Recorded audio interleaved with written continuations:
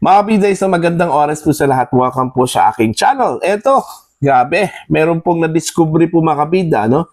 Si Batangas 1st District Representative Leandro Ligarda Leviste, ano po? Binatikos po niya itong biglaang pagdoble po mga kabida, no? Ng budget para po sa farm to market roads na inaprubahan po mga kabida ng Bicameral Conference Committee. Okay? Una nang inaprubahan daw ng Senado ang 16 billion pesos mahigit na farm to market road. Pero pagdating ho mga kabida sa BICAM, dinoble daw ito. At alam nyo ba, mas kasing tindi daw ito ng corruption sa flood control projects. Ano po? Okay? Ayon po kay Congressman Leviste.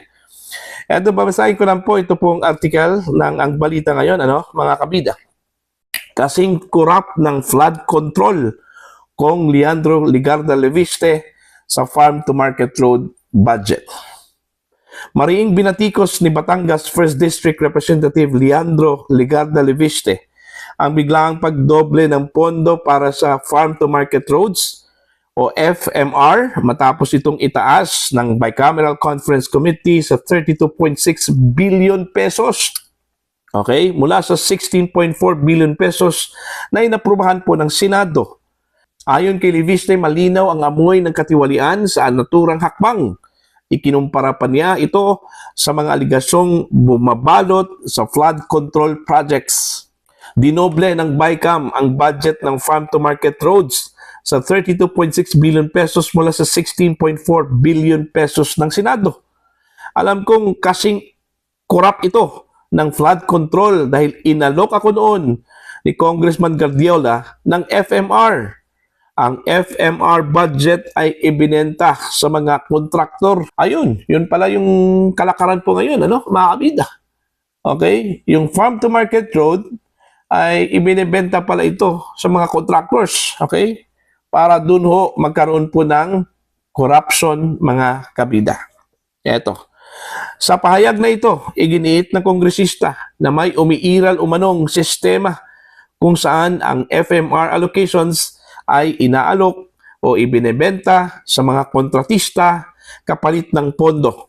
Isang paratang na kung mapapatunayan ay maglalantad ng malalim na problema sa proseso ng paglaan ng budget. Hindi din nakaligtas sa kanyang puna ang papel ng Bicameral Conference Committee na siyang nagtatakda ng pinal na bersyon ng pambansang budget. Para kay Leviste, ang pagdoble ng pondo ng walang malinaw na paliwanag ay nagbubukas ng mas maraming tanong kaysa sagot.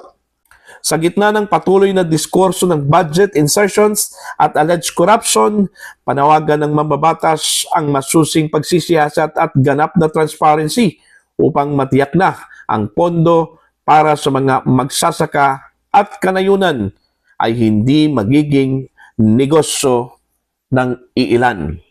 Naku po, tila hindi po nadadala po mga kabida ang Kongreso sa nangyari ho sa 2025 national budget kung saan po marami hong na-discovering insertions mga kabida. Billions of pesos po, ngayon, inulit na naman po. Okay? Kaso lang, dati, flood control projects po ang kanilang insertions, Pero ngayon, nag-iba ng landas po, mga kabida. Farm to market road na naman po. Okay? Ay, nako, hindi talaga mawawala, mga kabida, Ito hong corruption issue po sa Pilipinas. Kahit anong paalala po, mga kabida. Okay? Corrupt talaga ang Pilipinas. Okay? Mismo yung mga mambabatas po, hindi ho nadadala po, mga kabida. Sa pagputok po ng corruption issue po, lalong-lalo na po, mga kabida, sa kasalukuyang administrasyon. Ngayon, inulit na naman po. Okay? Buti na lang, na-discovery po ni Leviste po ito, mga kabida. Okay? Ito, magsisilbing hudyat po ito, mga kabida, na kailangan hong suriin ang bawat budget, proposed budget po, mga kabida, taon-taon. Para po malalaman po natin kung meron bang in-insert na naman, mga kabida. Itong insertions, naging kalakaran na po talaga ito. Although hindi po ito bawal, mga kabida. Wala hong sinabi po ang batas na bawal ito hong insertions, ano? Pero naging kalakaran na ito eh. Naging source po ng corruption na po, ano, mga kabida. Ewan ko ba kung kinakailangan bang meron insertions, mga kabida, ano?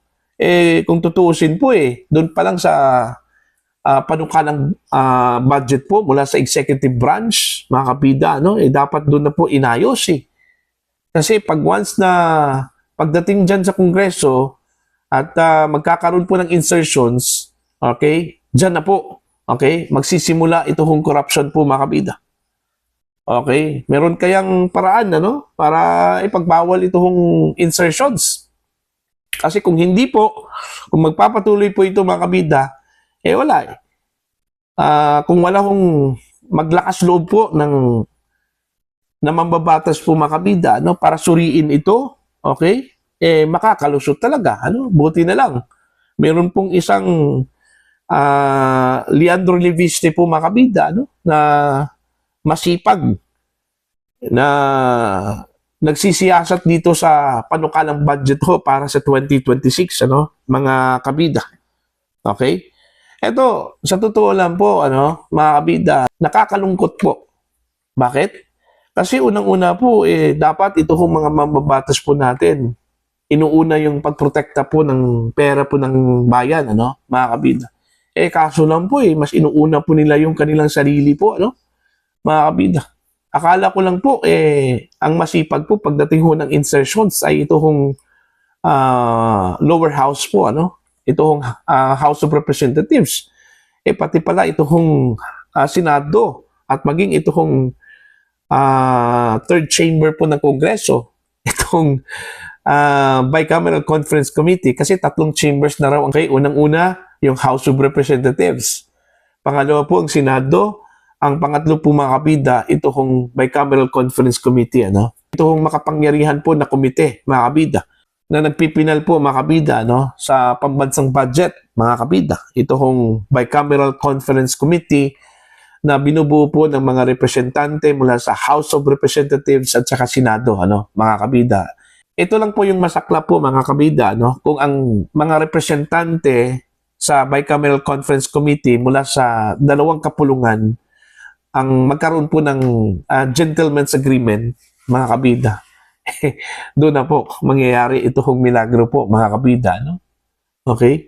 Sana, bago ito maipasa, mga kabida, mapunta doon ho sa opisina ni Pangulong Ferdinand Bongbong Marcos,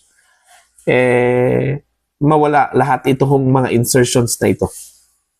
Okay? Although sinasabi po ng ilan ay hindi talaga may iwasan po, ano, itong insertions. May mga unanticipated programs na hindi ho inclusive doon ho sa original proposed budget po ng executive branch, mga kabida. Okay? Na doon lang po nakita during the deliberations, ano, ng budget. So, hindi talaga may iwasan na yung insertions. Pero ganito kalaki po, imagine, mula sa 16.4 billion pesos po, mga kabida, dinoble, naging 32 billion pesos po. Diba? Oh, kung totoo man po itong sinabi po ni Congressman Leviste, ano, na meron na pong umiiral na sistema po ngayon na inaalok, binibenta pala itong farm-to-market roads doon ho sa mga kontratista, mga kabida. Okay? Hindi na po maganda yon.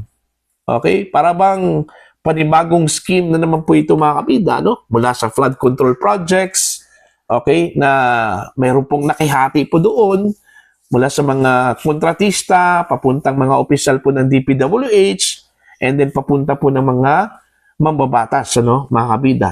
Eto, sa bagong sistema, inaalok at ibinebenta daw, mga kabida, itong farm-to-market roads para mapunduhan ito, mga kabida, doon po sa mga kontratista. Ayan. Dito sa ibinunyag po ni Congressman Leviste, hindi po natin alam, ano, kung itong mga kontratista na ito, mga kabida, mga kontratista ba ito? Meaning, may mga kongresista na contractor dito, ano, mga kabida, o di kaya senador na contractor dito, ano? Yun yung masakla po doon kung merong ganon, ano, mga kabida.